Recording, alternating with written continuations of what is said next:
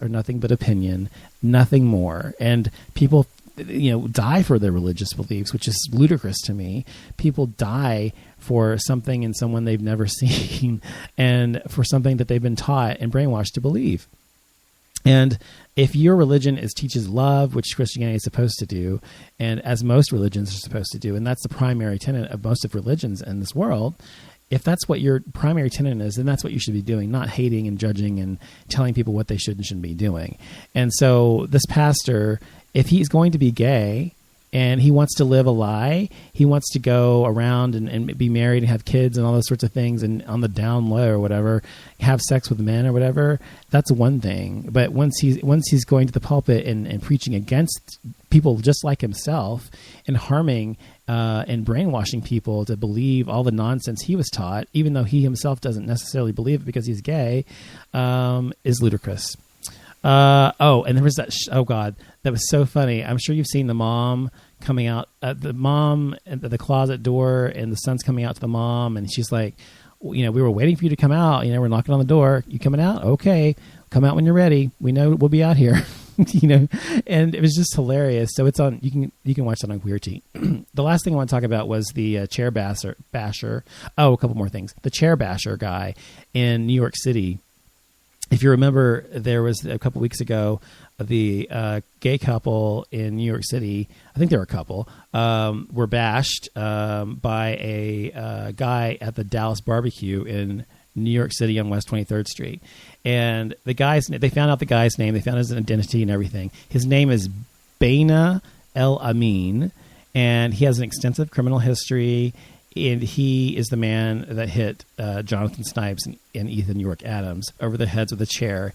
He also used anti-gay slurs, and it was calling them faggot, whatever else. He has arrest records in Georgia, Michigan, North Carolina, Alabama, New Jersey for assault, shoplifting, drug possession, credit card fraud, forgery, and possession of stolen property.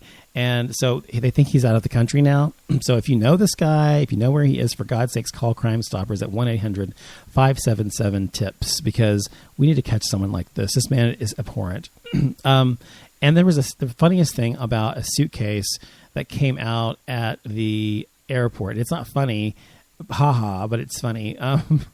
It's not supposed to be funny, and it's really embarrassing and wrong. I'll say that. But it is, I'm sorry, I shouldn't say it's funny at all, but it is funny. I'm sorry in a way.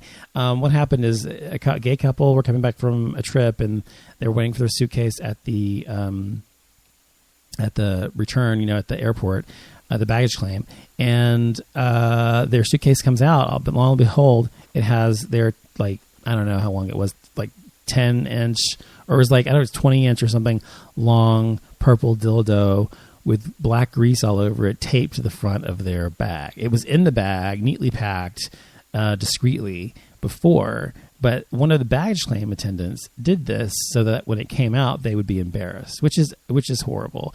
So they're suing the airline for misconduct and for the embarrassment they had to suffer as a result of this baggage claim handler's prejudice.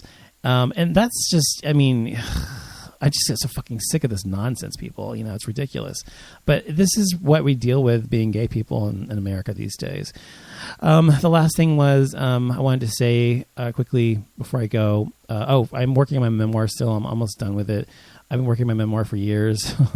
And it's just writing it is difficult because you have to relive everything. But I'm getting there. I'm almost done with the first draft finally. And once you get through the first draft, that's the hardest part. Once you get that done, you can go back and edit it and put it all together the way it should be put together. But I'm working on that. But I wanted to say thank you to John Patton. Last week I had aired an episode called Cancer, perhaps.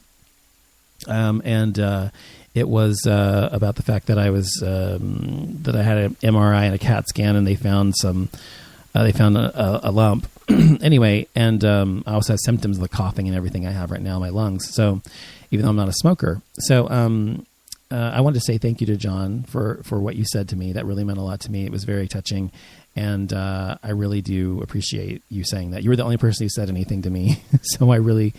From the show anyway. And I wanted to say thank you for saying that. And we will see you in Atlanta when we go to see Madonna in September. So we look forward to seeing you guys. So That's all for Gay Mass tonight. I want to thank you for listening. I'll be back next Tuesday, next 27th, I guess, or 26th, and we'll talk some more. Thanks for listening to the show, everybody, and you guys have a great night. Good night.